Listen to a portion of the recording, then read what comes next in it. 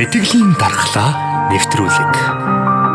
Сэтгэлийн дархлаа нэвтрүүлгийг таны сэтгцэн эрүүл мэндийн боловсролд зориуллаа. Хөгшин залуу, хүүхэд томчууд, эрэгтэй, эмэгтэй ялгаагүй өдөр бүр цаг минут тутамд сэтгэл зүйн мэдрэмж асуудлуудтай тулгарч байдаг. Гагцхүү түүнийг мэдрэх, илэрхийлэх, цэгцлэх арга ухаан чадвар чухал юм. Сэтгэлийн удирдах дадал чадвартай болоход сэтгэлийн дархлаа нэвтрүүлэг танд туслана.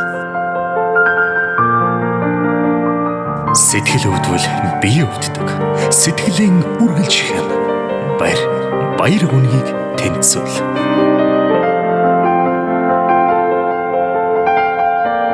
Сэтгэл нь огторгуу адил хэлбэр дүрсгүй, баригдах барьцгүй, харагдах мараагүйч таны цаг мөч бүрийн үнцэн аз жаргалын эзэн мэд оршдог.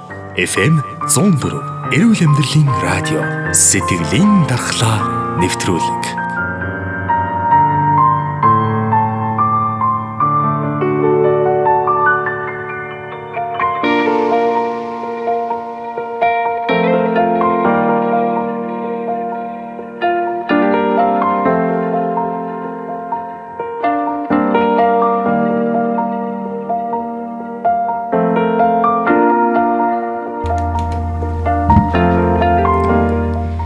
FM 104 эрүүл амьдралын радио хүлээн сонсож байгаа бүх сонсогчдод өдрийн мэндийг хүргэе. Тэгэхээр 7 өнөө бүрийн лав гарын өдөш та бүгдтэй сэтгэлийн дархлаа нэвтрүүлгээ шууд хүргэж байгаа. Ингээд өнөөдрийн нэвтрүүлэг эхлэхэд бэлэн болсон байна. Тэгэхээр нэвтрүүлгийн маань зочноор Focus on the Family байгууллагын захирал, клиник сэтгэл зүйч Хонгор Зул хүрэлцэн ирсэн байна. Танд өдрийн мэндийг хүргэе. За чамд болон нийт сонсогчдод бас энэ өдрийн мэндийг хүргэе. За бидний урилгыг хүлээн авч бас одоо энэ 2019 маш олон дугааруудаар маань хүрэлцэн ирж манай үзэгч сонсогчдод зөвлөгөө мэдээлэл хүргэсэн танай хамт олондоос их баярлаа гэж хэлмээр байна. Яагаад тэгэхээр одоо он шавтарч тийм багдгүй өнөөдөр сэтгэлийн дархлаа нэвтрүүлгийн маань оны өмнөх сүүлээсээ 2 дахь дугаар хүрж байгаа учраас бас одоо баярлалаа илэрхийлье. Бидний хувьд ч гэсэн та бүхэнд үнэхээр маш их баярлалаа.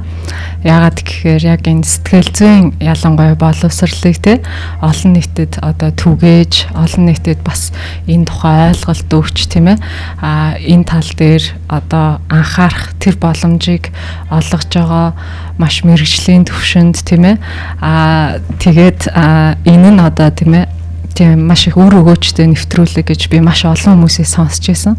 Тэгэхээр танаа бас хамт олонд үнэхээр баярлалаа. Тэгээ бас цаашдаа бас ажилд нь өндөр амжилт хүсье. За баярлалаа. За тэгэхээр нэвтрүүлэг маань ер нь одоо жилийн хугацаанд бас маш олон сэдвүүдээр ярилцаж сонсогчдод зөвлөгөө мэдээлэл хүргэсэн. Тэгээ сэтгэл зүйн одоо салбар гэдэг маань өөрөө бас их хүмүүсийн хувьд одоо нэг талаараа шинэлэг юм шиг нөгөө талаараа бас шавхагдшгүй маш их зүйлийг хүмүүст хүргэж түгээх шаардлагатай ийм одоо салбар юм байна. Тэгээд өнөөдрийн сэдв бол бас нэлээд одоо хүмүүсийн сонирхлыг татахаар бас их тийм шин содон байж магадгүй тийм сэдв байгаа. Би бас танаас давхар одоо мэдлэг авах гэж сууж байна. За сонгосон сэдв маань юу вэ гэхээр бие хүний эмгэг гэд яриад байгаа. Бие хүний эмгэг гэж чухам юу юм те. За тэгээд энэ маань бас дотроо их олон төрөлтэй юм байна. Тэр төрлүүдээс магадгүй одоо хүмүүсийн дунд бас их түгээмэл тохиолддог. Өөрсдөө ч бас анзаарч мэдтгүү. Тэрнийг эмгэгийг бас өнөөдөр сонгож ярилцах юм байнамаа. За тэгэхээр хамгийн түрүүнд та эхлээд яг ер нь эрүүл сэтгэхүйтэй те эрүүл сэтгэл зүйтэй хүн гэж ямар хүнийг хэлдэг юм бэ гэдэг тодорхойлтыг нь хэлж өгөхгүй юу. Тэгээд дараа нь эмгэг гэдэг маань бас өөрөө ямар учиртай юм гээд те. За тэгэхээр хүнийг одоо бүрдүүлж байгаа ерхий бол 3 хэсэг байгаа тийм ээ. Энэ юу вэ гэхээр тухайн хүнд мэдрэмж буюу одоо сэтгэл хөдлөл гэсэн нэг хэсэг байна. Тэгээд бодол буюу танин мэдхүй гэсэн нэг хэсэг байна. Тэгээд зан үйлдэл гэдэг ийм 3 одоо хэсгээс бүрдэж байгаа. Тэгээд тухайн хүн зөвхөн өөрийнхөө тал дээр юу гэж мэдэрх үү, ямар одоо эерэг бодолтой байх уу, сөрөг бодолтой байх уу, эерэг зан үйл хийх үү, сөрөг зан үйл хийх үү гэдэг маань тухайн хүн ямар одоо харилцаанд өссөн бэ гэдгээс одоо шууд хамаардаг зүйл байгаа. Тэгэхээр өөрийнхөө тал дээр болон бусдын тал дээр ямар одоо мэдрэмжтэй байх уу, одоо энэ эрэг үү, сүрэг үү те өөрийнхөө тал дээр бусдын талаар ямар бодолтой байх вэ? Сүрэг үү, эрэг үү? Тэгээд өөрөө болон бусадтай харилцаан дээр ямар одоо эрэгүү сүрэг зан үйлдэл хийж гинүү гэдгээр одоо шууд тодорхойлох эрүүл сэтгүүтэй хүн гэж ямар хүн бэ гэхээр тийм ээ. За тэгэхээр эмгэг гэдэг зүйл маань яагаад үүсэж байна гэсэн асуулт гарч байна тийм ээ. За тэгэхээр ерөөсөө нөгөө тухайн хүн одоо хинбэ гэдгийг тодорхойлж байгаа гол зүйл бол тухайн хүний зүгээр нэг харагдаж байгаа тийм ээ. Одоо харагдаж байгаа ч юм уу тэр одоо хэсэг биш, гаднах байдал бол биш тийм ээ. Одоо жишээлбэл хонгор зул гэдэг маань одоо ийм нүдтэй, ийм өстэй, ийм төрхтэй, ийм царайтай, ийм цагааштай гэдгээс гадна яг тухайн хүний дотоод яг бие хүн гэж хин бэ гэхээр хүн болгонд одоо тий дотроо яг би хин бэ гэдэг нэг мэдрэмж, бодол тий байдаг шүү дээ тийм ээ. За тэр зүйл маань одоо хэрхэн бий болдог вэ гэхээр энэ нь ерөөсөө л намайг одоо төрүүлж асран халамжилж байгаа хүний харилцаа буюу одоо аав ээж надтай яаж харилцаж байна. Тэрмээ намайг ерөөсөө хэн болох, миний дотоод биеийг бий болгоход одоо би хүн болж төлөвшөх гол ерөөсөө одоо нөхцөл гэсэн үг.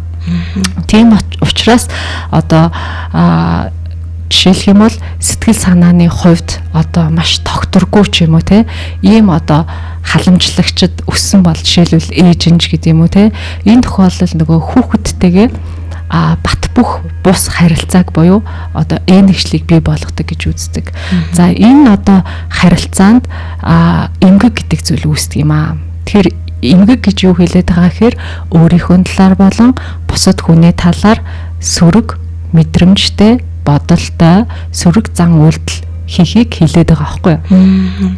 За тэгээд одоо юу гэдгийг энэ одоо бие хүний эмгэг гэдэг байгаа энэ эмгэгүүд маань тийм ээ хэрвээ одоо ээж нь тийм ээ асран халамжилж байгаа тэр хүн нь одоо яахан тодорхой биш тийм ээ одоо хүүхэддээ сэтгэл зүйн хэрэгцээг нь хангадаггүй буюу одоо няраа байх үед нь хүүхдээсээ нэг бол хол тусгаарлагдсан эсвэл хүүхдийнхээ хажууд бие махбодын үед байсан ч гэсэн сэтгэлээр хамт байж чаддаггүй тийм ээ тэгээд эсвэл бол одоо үүд болох ч гэдэг юм уу энэ тохиолдолд нөгөө няраа хүүхдийн хувьд маш их том одоо тий хямрал одоо ордог гэсэн үг. Тэгээ маш их айдас төвшүүр давтдаг гэсэн. Тэгээд ирэхээр нөгөө нэг бат бөх бус одоо энэгшлийн харилцаа тэр хүүхдэд тогтдгоо гэсэн үг. За энэ одоо нэг одоо тий нөхцөл нь байж болдог. Нөгөө нөхцөл нь юу байдаг вэ гэхээр тухайн одоо харж асран халамжилж байгаа хүн нь хэрвээ зан харилцааны хувьд одоо маш их юм сөрөг одоо харилцаатай тий хүчирхийллийн орчин байд юм уу. За тухайн хүүхдийг ингээд ойлгох үед нь ойлуулаад байж идэг ч гэдэг юм уу хэрэгцээг нь хангахгүй байгаад байх тохиолдолд яадаг вэ гэхээр тухайн одоо хүүхдэд бас нөгөө сөрөг одоо энэгшил бий болдгоо гэсэн үг. За тэгээд улмаар ягаад гэвэл нөгөө хүүхэд чинь одоо ээжээсээ бүрэн хамааралтай байгаа шүү дээ тий. Тэгээд тэр нөхцлөөс тэр хүүхэд гарч чадахгүй учраас тэр одоо орчиндоо сөрөг одоо орчинд тасах хэрэгтэй болно гэсэн. Тэгээд ирэхээр яадаг вэ гэхээр нөгөө бие хүний эмгэг гэдэг зүйл чинь үүсчээд байгаа байхгүй юу. За бие хүний эмгэг одоо дотроо ерхий бол 10 одоо бие хүний эмгэг байна гэж үзээд байна л да. За энэ дээр болохоор скизо type тийм ээ. За дээрэс нь paranoid. За antisocial, borderline буюу завсрын эмгэг. За histrionic, narcissist, avoidant буюу одоо бусдаас зайгаа барих.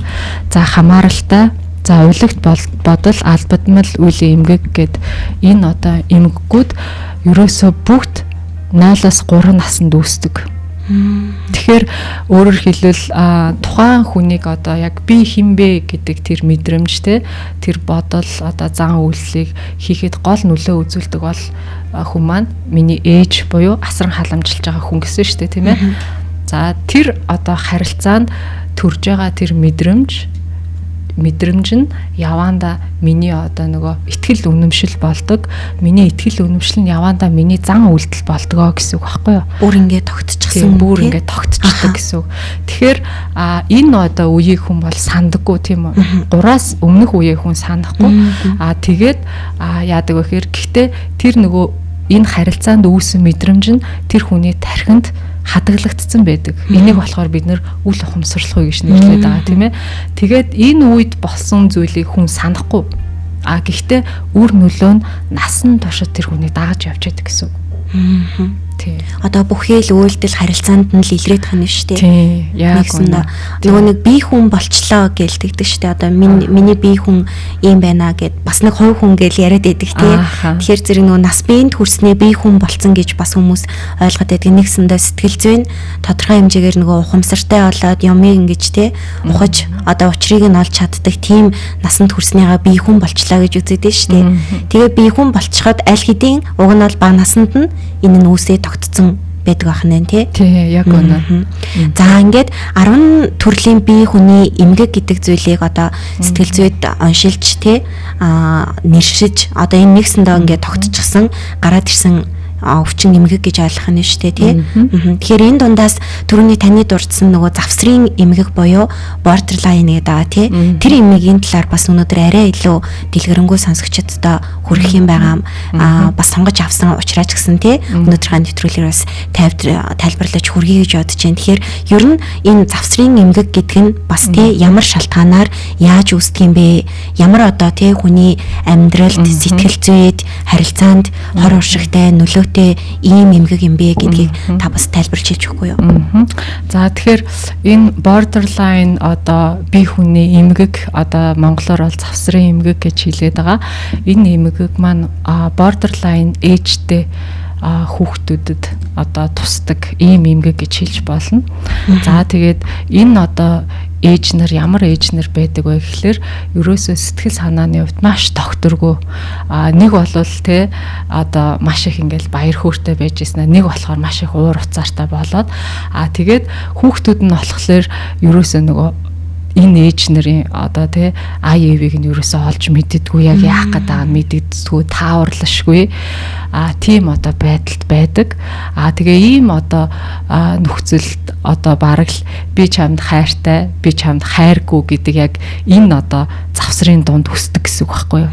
Нэг бол ирүүл, нэг бол солиотой гэсэн энэ одоо завсрын хооронд л амьдарч идэг хүмүүс хүүхдүүд гэсэн үг. За тэгээд яадаг вэ гэхээр одоо ийм хүүхдүүдийн хувьд болохоор маш их уур уцаартай болдог. Тэгээ маш их тогшин ширүүн омогтой тий бодлогогүй үйлдэл хийдэг. За тэгээд хүчирхийлэл үйлддэг, сэтгэл нь амархан гутардаг, эсвэл сэтгэл нь маш их айдас түгшүүртэй болох ч гэдэг юм уу тий. Тэгээд маш их эсэргүүцэл үзүүлдэг ийм одоо болдог гэсэн үг. Тэгээд дээрэс нь болохоор ямар нэгэн байдлаар бусдад хаягдах үе, гологдох үе гэдгээс маш их айж имээдэг. За ялангуяа одоо ээжээсээ буюу ойр дотныхоо хүмүүсээс одоо хаягдах үе гэсэн имэд одоо айдас үргэлж байж идэг гэсэн үг. За тэгээд ерөөсөө нэг дүрсэлж ярих юм бол яг нэг юм сэтгэл зүйн одоо шоронд байгаа юм шиг. Энэ хүмүүсийн хувьд бол сэтгэл зүйн яг шоронд хоригдож байгаа юм шиг ийм одоо байдалтай байдаг. Нэг бол өстой хүүхдээ ингээл магтаал өстой миний хөө би чамд хайртай шүү гэж байгаа мөртлөө шууд огцон сэтгэл нь өөрчлөгдөл чи станаар ингэдэггүй тэгдэггүй ингээш тэгээч гэл зинлээл буруу шагаал те нөгөө хүмүүстэй уур уцаараа гаргаалч гэдэг юм уу. Тэгээ яг ийм нөгөө нэг хоёр туйлын дунд ингээд байгаа тахлаар нөгөө хүмүүс яг ингээд бодлох те яг яах гэж байгааг нь мэдэгддэггүй юм маш их юм хортой одоо харилцаа нөхцөл байдаг учраас сэтгэлийн маш их шаналл маш их зовиурыг одоо тээж идэг гэсэн үг. За тэгээд дээрэс нь болохоор уг нь бол нөгөө ээж хүн чинь одоо асрам халамжилж байгаа хүн чинь хүүхдийнхээ сэтгэл зүйн хэрэгцээг хангах ёстой тийм үү. Гэтэл хүүхэд нь ээжийнхээ сэтгэл зүйн хэрэгцээг хангахч болоо хуурдаг гэсэн үг. За тэгээд яадаг вэ гэхээр одоо ингээл жоохон юмн дээр л ингээл бүр амар ингээл сэтгэл санаа нь ингээл хөөрөөл эсвэл хямраал ч юм уу те одоо үнэхээр амар хэцүү байна. Надад үнэхээр тайвшрахад хүн туслах хэрэгтэй байна. Эсвэл өөрийнх нь одоо сэтгэл санааны байдалд хин нэгэн буруутай ялангуяа нэг хүүхэд нь буруутай юм шиг. Тэгээ хүүхдээ маш их буруутгадаг, зэмлдэг, загнадаг ийм одоо ээж нар байдаг. Тийм. За тэгээд одоо хүүхэд өөрийнхөө ямар нэгэн байдлаар нөгөө өөрийнхөө одоо төрж байгаа мэдрэмжийг, бодлыг ч юм ингээ хуваалцах гэхээр тийм боломж ерөөсөө олгодгүй, байнгын шүүмжилж, буруутгаж тэгснээрээ яадаг вэ гэхээр нөгөө хүүхэд чинь би одоо өөрийнхөө хэрэгцээг илэрхийлэх боломжгүй юм байна гэд дотроо тэрийг хадгалаад тэгээд тэр нь ингээ яваанда маш их уур уцаар бухимдал одоо нөгөө жинхэнэ гар хүрэх одоо сүрэг зан үйл хийхэд хүргээд байгаа тэр мэдрэмж нь тэр хүний дотор ингээд маш удаан хугацаанд өөрийнхөө сэтгэл санааны байдал бодлоо илэрхийлж явахгүй байсаар байгаа үүсэж байгаа зүйл байгаа байхгүй. Энийг бол жирийн нөгөө одоо хүмүүс бол энийг чинь ингээд мэдэхгүй шүү дээ. Энэ зүйл дотор нь яг болоод байна гэдгийг чинь мэдэхгүй. Тэгээд ерөөсөө тэр хүний нөгөө одоо би хүн, хувь хүн, миний үзэл бодол чухал гэдэг тэр зүйл ерөөсөй байхгүй болчтой. Тэгэхээр гаднаас нь харахад ингээд нэг том хүн байгаад байгаа юм шиг харагдчихвч дотроо тэр хүний хувьд өсөөгүй яг хүүхэд хിവэрэ. Ягаад гэвэл ерөөсөө л нөгөө томчууд чинь тэг хүүхдүүдэд яаж ханддаг вэ гэхээр чи дугавай, чи сонс, чи одоо миний харал байх хэвээр надаас чи хол явж чадахгүй ч гэдэм үү те. Эсвэл том хүний ярианд бити оролцгээл те. Тийм, том хүний ярианд бити оролцсон. Ингээд тулган шаардсан өөрийнх нь яг би хүний бодож байгаа бодол, мэдрэмж тэр зүйлийг илэрхийлэхгүй байгаалахаар дотоод хүн нь өсөж төлөвшгүй няраа хүүхэд хэвээрээ байдаг гэсэн үг байхгүй. Тэгээд тэр хүний дотор өөрөөр хэлэх юм бол бусад хүн л чухал гэдэг тийм зүйл үүсчдэг. Тэгээд бусад хүнд нийцүүлэх гэж, бусад хүнд таацуулах гэж, бусад хүмүүсийн бас үгээр тийм ээ байнгын ингээм амьдардаг болдог. Тэгээд сүүлдээ тэгвэл яагаад сэтгэл гутрал болдог вэ гэхээр би чухал биш юм байна. Би үн цэнгүй юм байна. Намаа гэх юм ч байхгүй юм байна гэд сэтгэл гутралд ороод одоо амиа орлогч гэдэг юм уу те. Эсвэл бол одоо хүчирхийлэл үйлдэх маш өндөр эрсдэлтэй байдаг энэ хүмүүсийн хувьд. Яагаад тэгэхээр нөгөө маш их бачуурсан те маш их юм дохин ширүүн одоо байдаг учраас тэрийг ингээд бусад хүмүүстээр гаргадаг. Одоо хүчирхийлэл үлдээд ч юм уу ингэж нөгөө тогшин ширүүн зан аваар гаргаад байгааг гинэт яг тий тухайн цаг үедээ л ийм болцсон юм шигээр хүлээж аваад идэг штэ хүмүүс.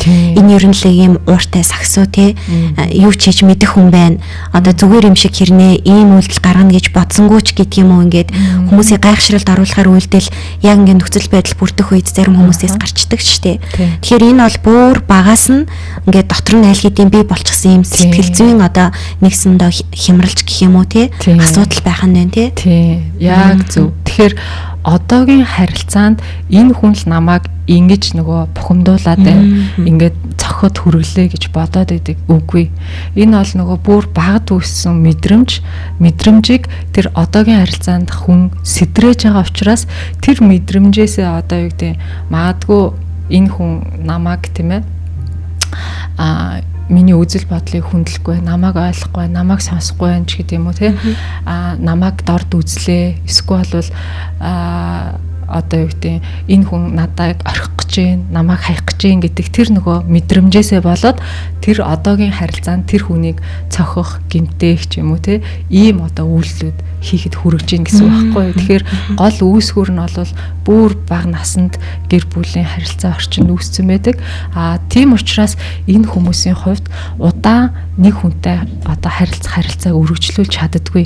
Маш докторгүй. Тийм, докторгүй. Харилцаа нь ерөөсөө докторгүй. Одоо жишээлбэл хүнтэй сууж чаддаггүй том болсон ирнэ. Хүнтэй суухгүй. Эсвэл бол маш олон хүмүүстэй одоо ингээд суух гад бүтлгүүцсэн ч гэдэм үү те. Яагаад гэвэл эн чинь нөгөө зан харилцааны асуудлаас болоод хүмүүстэй удаан доктортой харилцааг үүсгэж чаддаггүй энэ хүмүүсийн хувьд. Тэгэхээр ер нь бол 20% шиг нь одоо насанд хүрсэн хойно нь бүр илүү их илэрхэх нь биш үү те.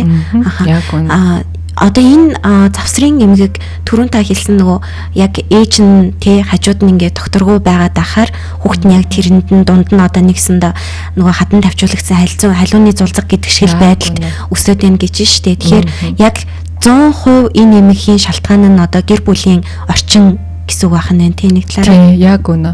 Тэгэхээр энэ нөгөө үе удам дамждаг гэж үздэг. Нэг талаараа бас удмын одоо эмгэг байна. Тий одоо яг үнэ. Тэгэхээр нөгөө энэ генесээ гэхээс илүү яг орчны нөлөөлөл маш их байдаг гэсэн үг. Тэгэхээр тэр нөгөө харилцааны хэв маяг чинь тухайн хүний одоо бүх харилцааны хэв маягийг шийддэг байхгүй юу? Миний аав ээжтэйгээ харилцаа, миний найзтайгаа харилцаа, миний багштай харилцаа, миний хантайгаа харилцаа, миний үр хүүхдтэйгээ харилцаа ерөөсөө шийдэж идэг харилцаа гэсэн үг. Тэгээд энэ харилцаанд яах вэ гэхээр ерөөсөө миний бүх харилцаа нөлөөлчихөж байгаа учраас ийм байгаад байна гэсэн. Тэр чигээрээ ер нь энэ төрлийн эмгэг хэр их түгээмэл тохиолддог бол тий одоо сүүлийн үед ер нь манай монголчуудад хэр их илэрч байна. Анзаараад байхад таны ярианаас сонсоход бас сэтгэл зүйн асуудлаасаа болоод хүчирхийлүүлж байгаа ч юм уу ийм талын хүмүүс байгаад ч юм шиг санагдлаа. Ер нь ямар нас хүсний хүмүүс илүү их тий ийм байдалд одоо өртөж байна. Тоо судалгаа байдаг болоо. Тий. Яг Монголд хийсэн судалгаа гэхээр байхгүй юм л да. За Америкт хийсэн судалгаагаар за энэ завсрын одоо эмгэгтэй хүмүүс нийт хүн амынх нь 1-2% гэж бол гаргасан байна тий. Дээрэс нь хэвтэн эмчлүүлэгчдийн 15-аас 20%, за амбулатороор эмчлүүлэгчдийн 10%, тэгээд амиа одоо оролдлого хийсэн хүмүүсийн 69-өөс 80% нь ийм эмгэгтэй гэж үтсэн. Яг амиа хорлсон хүмүүсийн 9% гэсэн дүгнэлт гарсан байна л та. Монголын хувьд бол маш нийтлэг байгаа нь ажиглагддаг.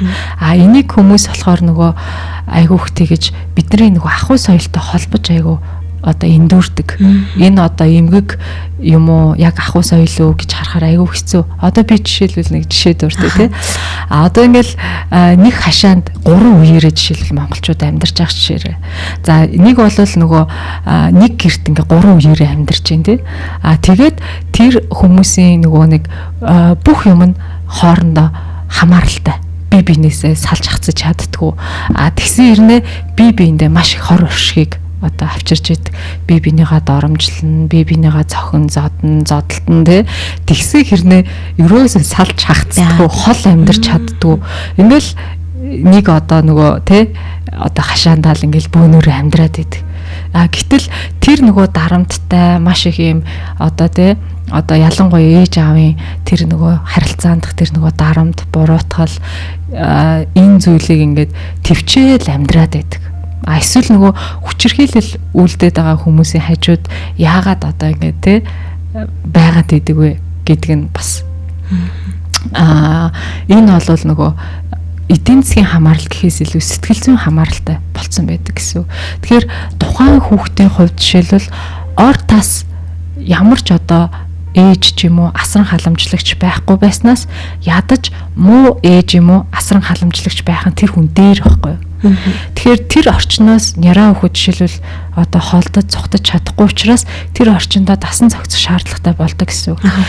Хүссэн хүсээгүй. Тэгэхээр ээж нь ч юм уу те за аав нь ч юм уу ямар нэгэн хүн гээд нөгөө маш их юм хор уршигтай харилцаатай байсан ч гэсэн тэрэндээ дасан зохицоод ирэхээр юу гэж хардаг вэ гэхээр ээж аавыгаа буруутахаас илүү би өөрийгөө буруутгаж эхэлдэг. Би муу хүүхэд учраас ээж аав надаа ингэж хандж байна. Надтай ингэж харилцаж байна гэдэг.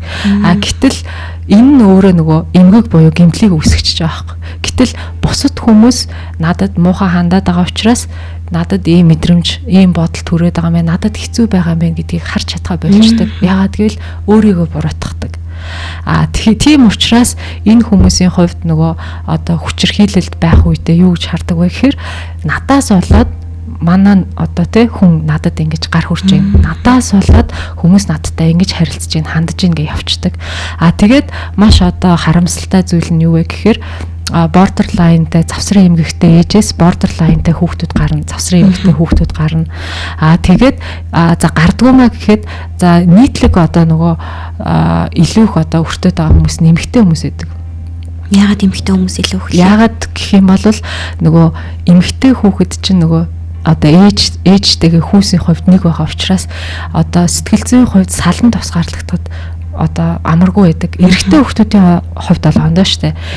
Ээжээс ингээд салан тусгаарлах процесс арай тий одоо хурдан байдлаар ч юм уу явагддаг. Тэнгүүд эмэгтэй хүмүүсийн хувьд болохоор тэр нөгөө процесс явагдахгүй байгаад удаан үргэлжлээд ахаар ээжээсээ одоо тий сэтгэл зүйн хувьд хамааралтай бол. Гэхдээ эрэгтэй хүмүүс ч гэсэндээ хамааралтай болдог.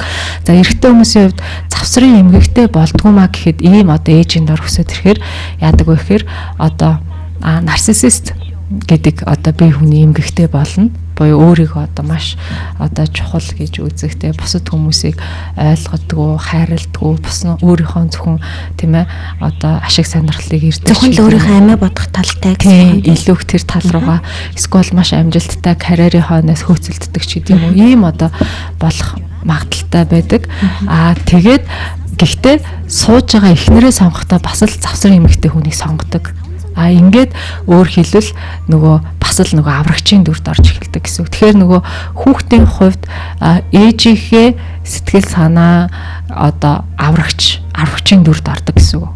Тэгээд ирэхээр нөгөө хүүхэд одоо байх тэр одоо тий процесс явагдгаа байлдаг гэсэн үг. Тэгээд дээрэсээ нөгөө сэтгэл зүйн хувьд салан тусгаарлаж чадахгүй байгаа учраас би хүн болж төлөвшөж чаддаггүй.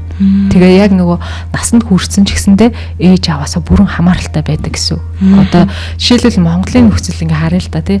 Хүнтэй ингээл суухгүй тий. Аав ээжийнхээ хажууд амьдраад байгаа хүмүүсийг харахтаа бид нар бол өө яасан гоё аав ээжигээ гэдэг аав ээжигээ түшдэг ямар тусал дэмждэг мундаг юм бэ гэхэд хилдэг тий. Гэтэл яг тэрийг харахаар өөрийн гэсэн амьдрал байхгүй. Өөрийн гэсэн одоо гэр бүлч гэдэг юм уу байхгүй болоод ирэнгүүт зөвхөн ээж аавыгаа түших насан туршид нь ингээд хажууд нь байгаад ахна. Тэгээд тэр харилцааг ингээд хараад үсэх юм бол аав ээж нь маш их буруутгадаг, загиндаг, шүүмжилдэг. Тэгээд чи бол одоо хинж биш гэдэг байдлаар харьцсан ч гэсэн хажууд нь байгаад байгаа нь өөрөө нөгөө хизээ нэгэн цагт аав ээж маань өөрчлөгдөд намаа гиндээ, намааг хайрландаа гэдэг тэр итгэл найдварыг тээдэг учраас хажууд нь төвчж амьдарч байдаг байхгүй юу. Гэтэл тэр нь хизээч боломжгүй өөрчлөгддөггүй. Хүчирхийллийн дор байгаа хүмүүс ч гэсэндээ тэгэж найддаг. Хизээ нэгэн цагт манай хүн өөрчлөгдөндөө тэ гэж хардаг жишээ нь. Тэгээд яг энэ borderline буюу завсрын эмгэгтэй одоо ээжүүд ингээ уцаар ярих ч юм уу те ингээл нөгөө харилцах үед ерөөсөө нүүр нүдгөө цаагнадаг хүүхдүүдээ чи ингэхгүй байх, тийхгүй байх, чи арчаагүй, ингэсэн тэгсэн амьдралаа харж гэдэг юм уу те. За тэгээ ийм одоо ээжүүдтэй эрчүүд жишээлбэл одоо эмэгтэй хүмүүстэй гэр бүл боллоо гэж батхад ерөөсөө гэр бүл нь доктортой бас байж чаддгүй шалтгаан ээжээсээ хамааралтай байдаг учраас ямар нэгэн асуудал гарах юм бол ээж рүүгээ ярьдаг, их нэртэй ханддаггүй. Тэгэл нөгөө эсвэл одоо ямар нэгэн асуудал олонгууд ээжийнхээ хажууд яваад очичдаг. Тэнгүүд нөгөө эхнэр гэдэг хүний жишээлбэл нөгөө тэ хэрэгцээ хангахдаггүй шүү дээ тий. Тэгэл эрэнгүүд яг гэр бүлд нь асуудал борж ирдэнэ. Тий, ерөнхийдөө тийм зүйлүүд болдгоо. Сайн таны ярианаас ингээд сонсоход нэг асуудал байна л да. Тэр нь юу вэ гэхээр одоо ингээд хүн болгон л нөгөө стресстэйж бухимдаж тий сэтгэл санаа тогтворгүй болох үе гардаг. Тэгээд тэр болгон дээрээ нэгсэндээ одоо хүүхдийнхээ хажууд тэрийг байнга яг тэр байгаагаар нэлэрхийлж гаргаж болохгүй ч юм шиг санагдлаа л да. Нөгөө ингээд тогтворгүй тий баяртай байгаа хямралтай байгаагаа ингээд гаргаадгаар хүүхэд яг тийм болдог гэдэг чинь шүү дээ. Тэгэхээр ээж нь өөрөө одоо тий хүүхэд өсгөж байгаа хүүхэд төрүүлсэн ээж аав нь хүүхдийнхээ хажууд яаж одоо сэтгэл зүйгээ хянаж авч явах хэрэгтэй юм бэ гэдэг зүйл. Тэгэхээр нөгөө өөрөө мэдээд байгаа хэрнээ хийж чаддгүй хүмүүс. Би ингээд нөгөө болохгүй байна. Би одоо хүүхэдтэй ингээд юу гэдэг хашгираад орилоод хүүхдээ ингээд те одоо гэртээ асарж халамжилж чадахгүй байна гэж айгу хэлдэг. Энэ нь юутай холбоотой гэхээр өөрийнх нь багтаа одоо ээжтэйгээ ямар харилцаанд хүссэн бэ гэдгээс шууд холбоотой хамааралтай байдаг гэсэн үг. Тэнгүүтээ одоо ээж нар жишээлбэл нөгөө хүүхдээ ялангуяа 3 нас хүртэл нөөрэ харах нь маш чухал байдаг. Тэгэхгүй ингээд нөгөө янз бүрийн хүмүүс харуулаад те эмээ өвөө за жишээлбэл ингээд эсвэл өөрөө гадагшаа явцдаг ч юм уу. Ийм байдал нөгөө хүүхдэд одоо Нараа үед нь зөв зүгээр юм шиг явж байгаад гівэнд нөгөө өсөр насан дээр ирээд насан хүр дээр ирээд сэтгэл готрол одоо төгшөөр за ямар нэгэн шалтгаангүй бие махбод нөвтөх эмгэг гэж явцдаг байхгүй юу. Тэгэхээр нөгөө энэ их үрийн байрлал гэдэг чинь өөрөө маш чухал. Тэгээд одоо мэдээд байгаа хэрнээ тэрийг хийж чадахгүй байгаа тохиолдол яадаг вэ гэхээр сэтгэл заслын эмчилгээнд явах хэрэгтэй. Тэгэхгүй бол энэ эргээгээд нөгөө эмгэгч нь хүүхдэд дамжих бүрэн боломжтой гэж хэлээд байгаа. Энэтэй холбоотой байхгүй. Яна би ингээ уурандаа хүүхдтэй тэгж хэлээ гомдоочлаа гэд дараа нь гимшдэг аль хэдийн нөгөө хилээд гомдооцсон байдаг ч юм уу тий. Тэгээ яваад идэг шин нэгсэндээ нөгөө сэтгэл зүгийг хийн чадахгүй яваад ах нь тий. Тэгэхээр одоо ийм эмгэгтэй ээжүүдийн хувьд болохоор нөгөө бүх сэтгэл эмоц хөдлөлөөл ерөөсөө байн хүүхэд дээр одоо тогтдог тийм нэлзаадаг одоо чи ийм байдал бол маш их худлаа ирдэг ийм одоо хүмүүс юу тэгээд хүүхд рүүгээ хайрлах шаарлах буруутгах тэгэхээр нөгөө сэтгэл зүйн шоронд одоо оруулж байна гэдэг чинь энэтэй холбоотой байхгүй. Тэгээ би бас нэг айгу гой зөвөрлөл хийлээ л да. Хүүхэд ерөөсөө нөгөө 2 удаа хүүгээ таслуулдаг ээжээсээ. Нэг нь бол мэдээж төрх үедээ тий хүүгийн таслана. Хоёрт нь болохоор тэр хүүхэд одоо нэг нас хүрээд сэтгэл зүйн хүүгээ таслах шаардлагатай болдог гэж үздэг. Тэгэхээр өөр хэлбэл юу гэхээр хүүхэд чинь нөгөө ээжийнхаа нэг хэсэг гэж мэдэрдэг байлаа гэд за яг би ээжийнхаа нэг хэсэг биш би тусдаа би хүн юм байна гэж одоо салан тусгаарлагт үе нэг наснаас эхэлж байдаг байхгүй юу. Тэр процессыг одоо олохгүй байснаар хит их хүүхдээ өөрөөсөө хамааралтай одоо өөрийн хяналтанд маш их тийм контролны байгаад ахаар тэр нөгөө нэг одоо тэр хүүхдийг нөгөө өсөж төлөвшгүй сэтгэл зүйн хувьд өсөж төлөвшгүй байх гол нөгөө нөлөөллөг авчирдаг бөгөөд нөгөө сэтгэл зүйн одоо шорон гэдэг юмд чинь бий болж тийм учраас өөрийн гэсэн үзэл бодолгүй өөрийн одоо дотроо мэдэрж байгаа мэдрэмж бодлоо илэрхийлж чаддгүй илэрхийлсэн ч гэсэн ээж нь тэрийг хүлээж авдаггүй учраас маш их буруутгадаг ээжтэй одоо өөрийнхөө сэтгэл дотор болж байгаа тэр зүйлийг ерөөсөө хуваалж бусад хүмүүс хуваалж чаддгүй тэгээл загнуулаад тэгээл нөгөө бүх буруутгал юм аваад яваад идэг тэгээд би нэг юм гоё үг гаргаж ирсэн байхгүй юу. Тэгэхээр тухайн хүний дотор яг үндэ чөтгөр шүглэн гэж ярьдаг те. Гэтэл тухайн хүний дотор чөтгөр шүглэнхээс илүү ээж аав нь муу одоо ээж аав нь шүглсэн байдаг. Тэр одоо яах нь мэдрэмж нь тэр хүний насан турш дааж авч идэг. Тэгээд тэр хүний бүхэлд нь удирддаг. Тэгээд зан харилцаа бусад хүмүүсийг хин гэж харж байна. Бусад хүмүүсийг юу гэж бодож байна. Бусад хүмүүстэй хэрхэн харилцах уу? Бусад хүмүүс итгэх үү, итгэхгүй юу? Би бусдаа юмаа ярих уу, ярихгүй юу? Энэ бүх зүйлийг шийддэг. Хамгийн чухал одоо харилцаа баггүй юу? Харилцаагүйгээр ер нь бол амьдрна гэж байхгүй шүү дээ. Тэгэхээр байхгүй яа. Харилцаан дунд л хүн амьдарч тий. Харилцаан дунд л одоо бүх утга учир өөрийгөө одоо хайрлах, үнэлэх тэр бүх зүйлийг олж авч байгаа учраас харилцааны асуудал үүснэ гэдэг нь тэр хүн өөрийгөө одоо алдаад тий би хүн биш болчихно л гэсэн үг байна шүү дээ. Талаараа. За тэгэхээр энэ бие хүний эмгэг маань ер нь шинж тэмдэг нь тий. Магадгүй ингээд 1-3 наснда одоо энэ гэмтэл нь авах тэр одоо бүхэл зүйл нь бүрддэг болол шинж тэмдэг нь хизэнээс яаж мэдрэгдэж эхлэх вэ? Тухайн хүүхэд эсвэл тухайн хүн те хэдийн нас бэнд хүрсэн байгаа хүн өөрийгөө одоо би энэ төрлийн завсрын би одоо би хүний эмгэгтэй юм байна гэдэг ч юм уу. Эсвэл эргэн тойрны хүмүүс нь бас ямар шинж тэмдгээр мэдэж анзаарч болох вэ? Хэдийн хэр хугацаанд тий нэг удаагийн магадгүй харилцаагаар хүнийг дүгнэх хэцүү шүү дээ. Тий ерөнхийдөө нөгөө энэ хүмүүсийн хувьд маш их уур уцаартай, маш их одоо өв шонзон сандаг тий тэгээд ойр дотны хүмүүс хаягдаж гологдохоос маш их айдаг. Тэгээ хаягдахаас сэргийлж одоо маш их үйлдэл хийдэг тий магадгүй худлаа ярих ч гэдэг юм уу. За тэгээд одоо маш их арга залтай өөрийнхөө одоо мэхэнд оруулдаг тий одоо маш их одоо доглон нулимс гаргадаг ч гэдэг юм уу тий. За тэгээд маш их төвшүүртэй. За тэгээд ямар нэгэн шалтгаангүйгээр одоо сэтгэл зүйн холбогдолтой маш их бие махбод өвдөх тийм одоо шинж тэмдгүүд илэрдэг. За сэтгэл хөдлөл маш их хурдан өөрчлөгддөг тий нэг болохоор зүгээр ч юм шиг нэг болохоор зүгээргүй ч юм шиг тий. За тэгээд маш их одоо хүчтэй сэтгэл хөдлөл одоо илэрдэг энэ хүмүүсийн хувьд маш их одоо төвшөөртэй тий гунигтай, уур уцаартай, сэтгэл догтлол ихтэй ч гэдэг юм уу. За тэгээд сэтгэлээр унсан үедээ өөрөө тайвширч чаддаггүй. Заавал хин нэгний тусламж хэрэгцээ болно. Ингээл жоох юм болсон ч гэсэн ингээл бүр үнэхээр амар зүйл надад тохиоллоо. Та одоо нөгөө чи надад туслаач гэл ингээл өөрөө ерөөсөө тайвширч одоо чадахгүй байх тийм одоо тохиолдлууд байдаг. За тэгээд тэгэхээр нөгөө энэ нь бол шинж тэмдгүүдээс гадна энэ хүмүүсийн хувьд яадаг вэ гэхээр сэтгэл гутралын шинж хамш одоо хоёр дахьч буюу хам шинж тэмдгүүд илэрдэг. Одоо амиа орлох, талаар бодох, амиа орлох хийх. За төгшүүртэй гэхээр одоо яах вэ? Одоо сандрах ч гэдэг юм уу, гинтийн одоо цочролд орох. Ерөөсөө нөгөө гадуур явж байгаа л гівэнд одоо паникнд орно гэж хэлдэг шүү дээ, тий. Одоо үхэж байгаа юм шиг санагдах, одоо зүрхэн салганах, чичрэх. Энэ бүх шинж тэмдгүүд бас илэрнэ гэсэн үг. Гэхдээ энд нар нь бол гол шинж тэмдэг юм биш. Нөгөө хавсарсан. Одоо ер нь бол нөгөө сэтгэл готролд өртөх магадлал ихтэй гэдэг юм шиг тий. Өндөр.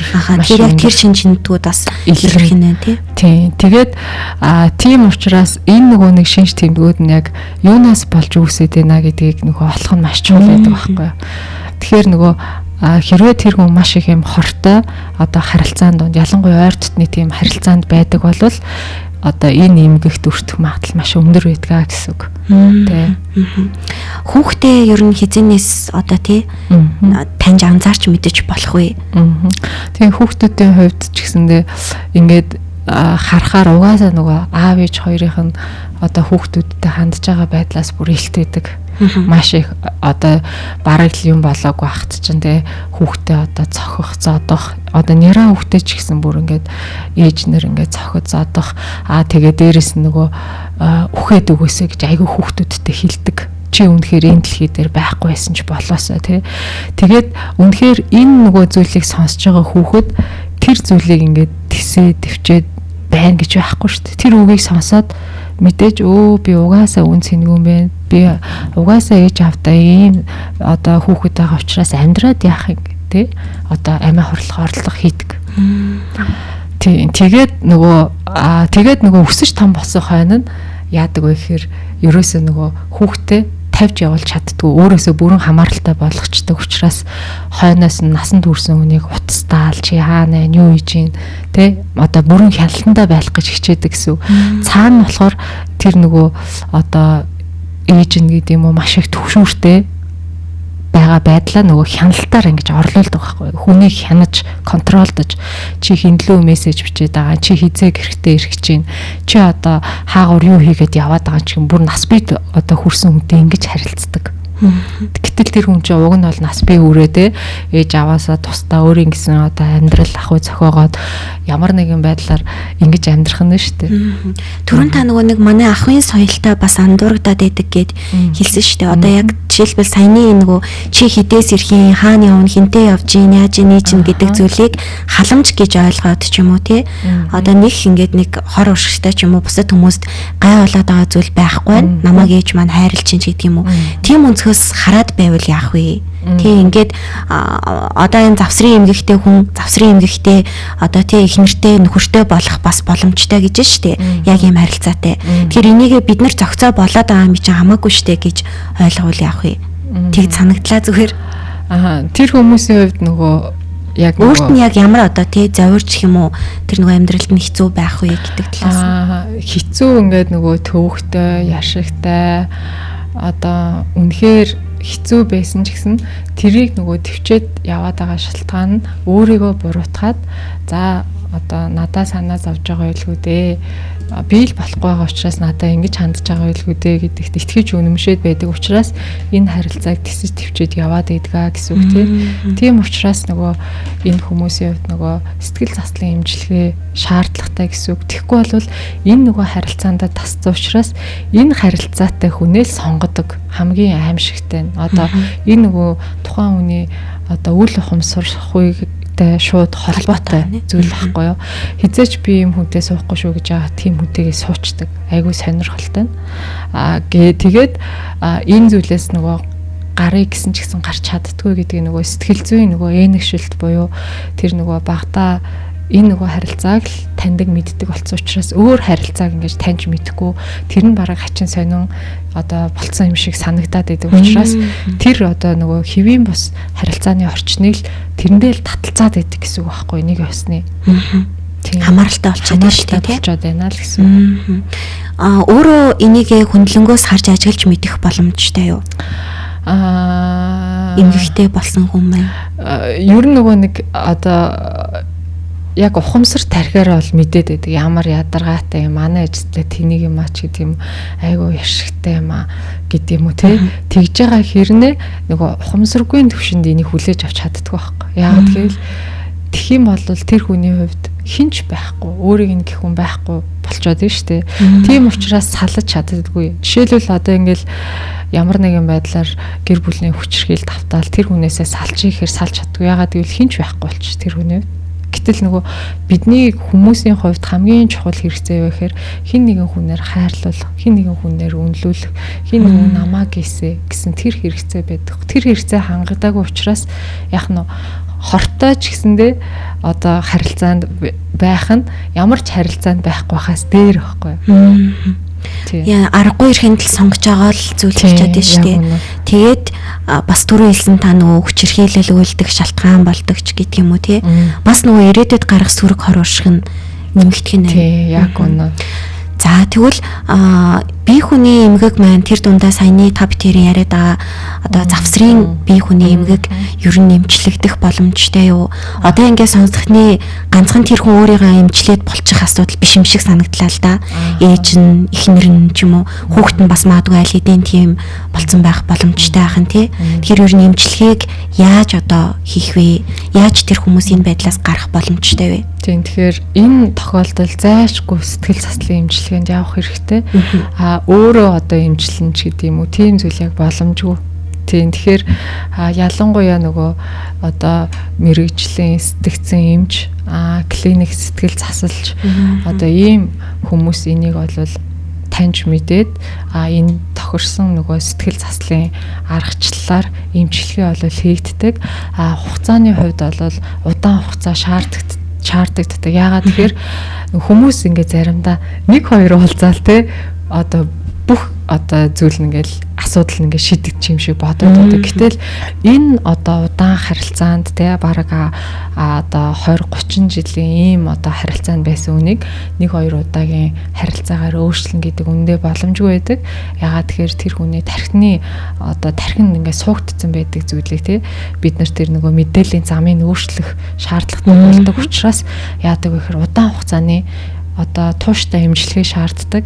За тэгээ үнэхээр тэр хүн одоо сэтгэл готролд орсон, амиа орлох эрсдэлтэй, за төгшөөртэй, одоо психосоматик те шинж тэмдэгтэй ийм үйлчлүүлэгч нарын тохиолдолд 7 хоногт 2 удаа явах шаардлага гардаг. За тэгээ удаан хугацаанд. Тэгээд яг бүрэн эмчлэгдэн гэхээс илүүтэй тухайн хүний амьдралын чанарыг нь одоо өөрчлөх тал дээр л ажилладаг гэсэн үг. Одоо менеж хийх төвшөнд байдаг. Огт одоо 100% болвол эмчлэгдэн гэдэг юу н баг боломжгүй гэж үздэг. За ингээд клиник сэтгэл заслын эмчилгээ хийгдээд явж байхад өөрийгөө ер нь тодорхой хэмжээгээр хянаад ч юм уу харилцаандаа ингээд өөрчлөлт гаргаад сайн үр дүнд хүрээд явах боломжтой юу? Тэрэн дээр бас одоо өөрийнх нь зүгээс магадгүй гэр бүлийнхэн зүгээс хэрхэн яаж одоо дэмжиж харилцаж болох вэ? Тэгээд тодорхой хэмжээнд боломжтой тодорхой хугацааны дараа яг тэр одоо нөгөө хүмүүсийн хувьд нөгөө сэтгэл зүйн хувьд хамааралтай байдаг учраас мэдээд байгаа хэрнээ яг ингээд одоо хил хязгаарыг татаж чаддаггүй гэсэн үг. Тэгэхээр тэрийг зөвхөн ухамсар тархиараа хүлээж авахаас гадна ухамсаргүй төвшөнд одоо хүлээж аавна гэдэг маш чухал байдаг. Тэгээд ирэхээрээ яг одоо жишээлбэл хамт амьдарч байгаа хүмүүс жишээлбэл хамт амьдрах одоо тусдаа гарах гэхээр чаддаггүй. Ягаад тэгэхээр сэтгэл зүйн хувьд хамааралтай, дээрээс нь санхүүгийн хувьд хамааралтай, өөрөө ажил хөдөлмөр хийх чадваргүй болдог ч гэдэг юм уу. Ийм одоо зүйлээс бас болдог.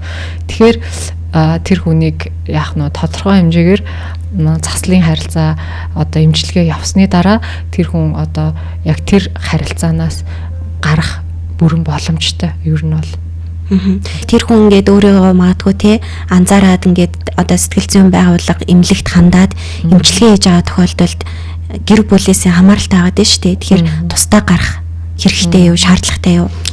Тэгээ яг уу ерөнхийдөө бол нөгөө тухайн одоо нөгөө гэр бүлээр нь хамруулахээс яг хуу хүнд илүүх нөгөө одоо эмчилгээ нь үр нөлөөтэй байдаг. Тийм яагаад гэвэл тухайн хандаж байгаа хүн чинь тодорхой хэмжээгээр хэцүү байгаа учраас энэ харилцаа над одоо нөгөө асуудалтай байна гэдгээ мэдээ. За тэн дээр хэл хязгаарттай үгүй гэж хэл сурна те. Үгүй би одоо таны одоо хэлж байгаа шиг тийм хүн биш. Одоо гээд өөрийнхөө хамгаалах тийм чадвартай болж эхэлж байна гэсэн үг байхгүй юу? Зөвхөн одоо нөгөө гэрээсээ нүх тухай асуудал биш. Сэтгэл зүйн хувьд одоо нөгөө үгүй энэ асуудал бол таны асуудал, энэ миний асуудал биш гэж одоо хүлээж авах чадвартай болно гэсэн үг байхгүй юу? Тэр одоо чадварт суугаад ирчих юм бол зөвхөн одоо нүх тухай асуудал гэхээс илүүтэй үгүй энэ бол таны асуудал, энэ миний асуудал биш гэдгийг ялгаж салгаж сурнаа л гэсэн үг юу нь бол.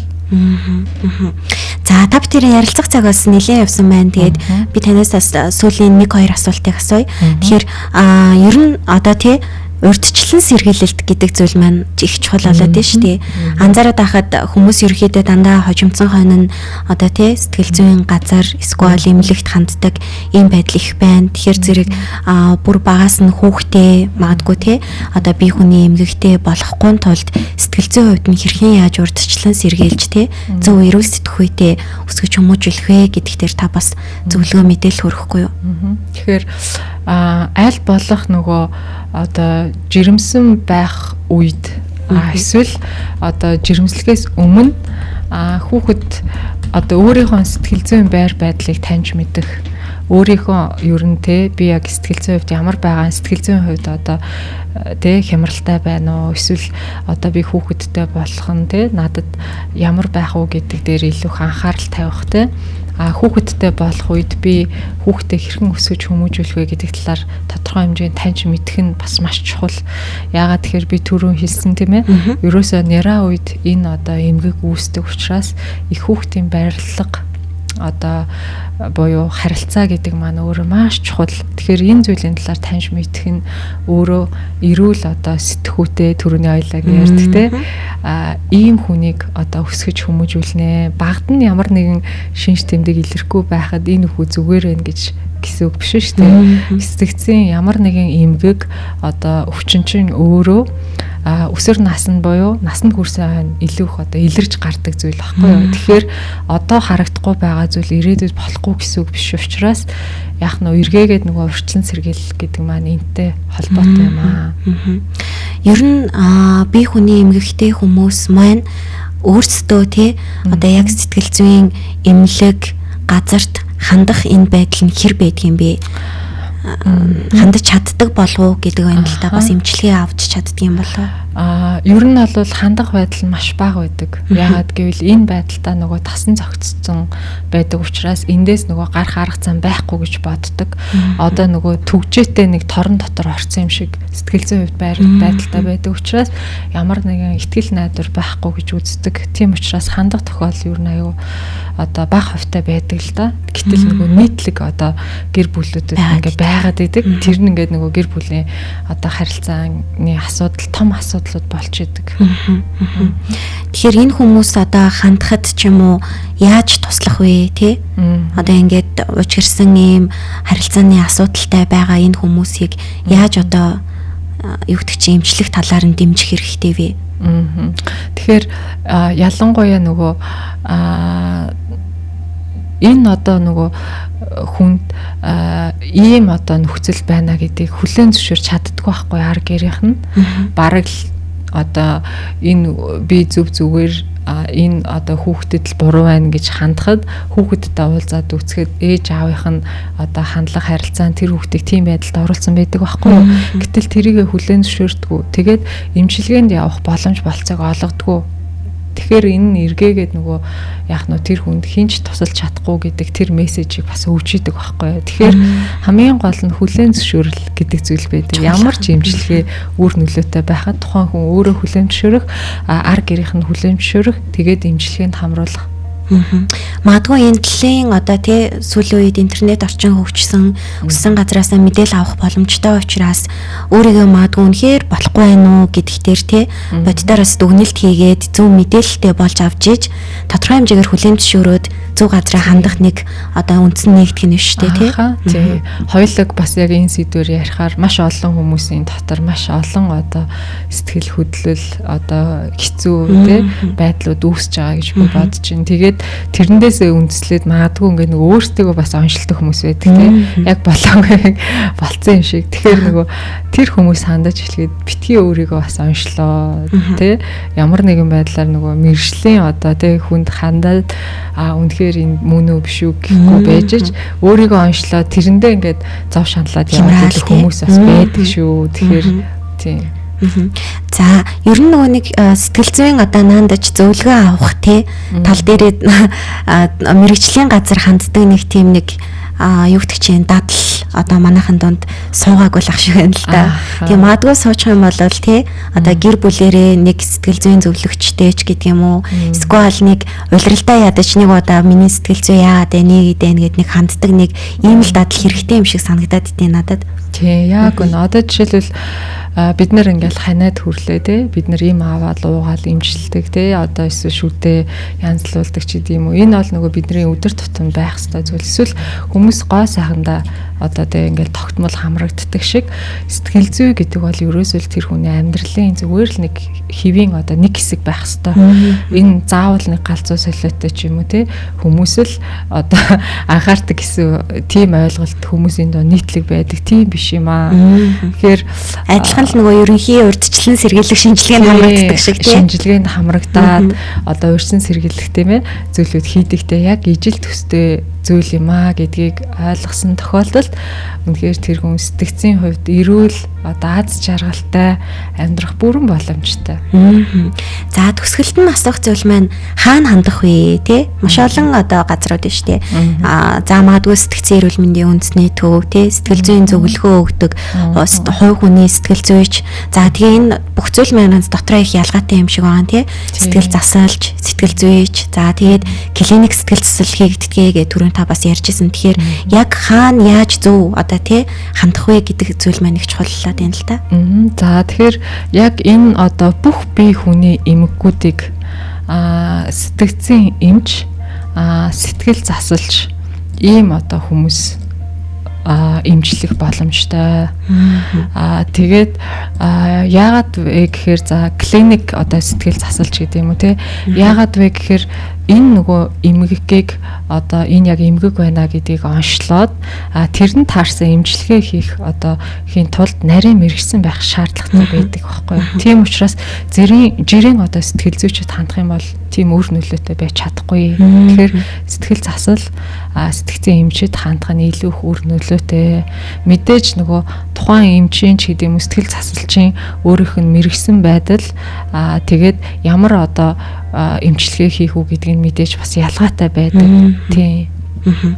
За тэгэхээр өнөөдрийн нэвтрүүлгээрээс сонсогч та бүгдтэй бие хүний эмгэг гэж юу вэ? За тэр дундаа бас бие хүний эмгэгийн олон төрлүүд дундаас borderline буюу завсрын эмгэг гэдэг маань ямар учиртай эмгэгийн за энэ тал дээр бас одоо зөвлөгөө мэдээллийг нэвтрүүлгээрээ хүргэлээ.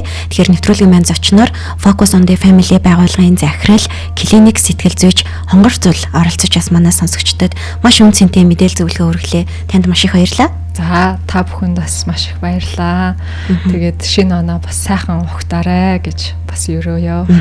За маш их баярлалаа. Тэгэхээр 2019 онд бас маш олон одоо нэвтрүүлгийн маань дугаарууд дээр хамтран ажиллаж манай одоо үзэх сонсогчдод сэтгэл зүйн маш үнэтэй зөвлөгөө мэдээлэл хүргэсэн танай хамт олондоос баярлалаа. Ажил амжилт хүсье. За биднийг бас урьж хамтран одоо ажилдагт маш их баярлалаа. Тэгээд ажилд амжилт хүсье. За баярлалаа. За тэгэхээр сэтгэлийн дархлаа нэвтрүүлгийн маань өнөөдрийн дугаар энэ хүрээд өндөрлөж байна. Та бүхэн нэвтрүүлгийг бүрэн хэрнэ манай радиогийн Facebook хуудаснаас бичлэгээр үзэж сонсох боломжтой. Мөн манай радиогоор эх 7 хоногт бас эфирээр маань маш олон удаагийн давталтайгаар та бүгдэд хүрэх учраас цаг зав гаргаад сэтгэл зүйн боловсрол мэдлэгээ бас одоо дээшлүүлж сэтгэлийн дархлаа нэвтрүүлэгтэйгээ үргэлж хамтдаа байгаарай гэж хэлмээр байна. За мөн тусгал цэг эмээн сайт дээр манай радиогийн сэтгэлийн дархлаа нэвтрүүлэг маань бас нийтлэл хэлбэрээр тавигдж байгаа учраас та бүхэн унших боломжтой байгаа. Анхаарал хандуулан сонссон бүх сонсогчдод баярлалаа.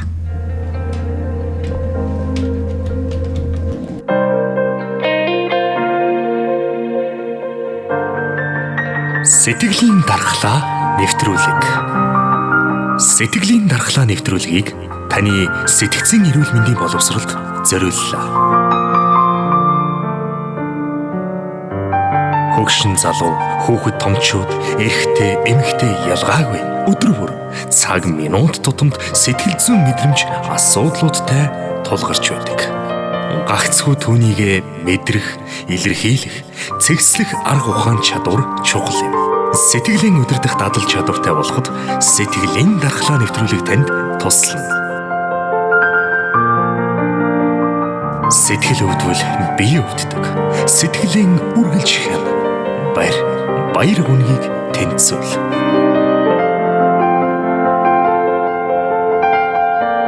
Сэтгэл нь огторгоо адил хэлбэр дүрсгүй, баригдах барьцгүй, харагдах бараагүйч таны цаг мөч бүрийн үнцэн аз жаргалын эзэн мэд оршдог. FM 104 эрүүл амьдралын радио сэтгэлийн дархлаа нэвтрүүлэг.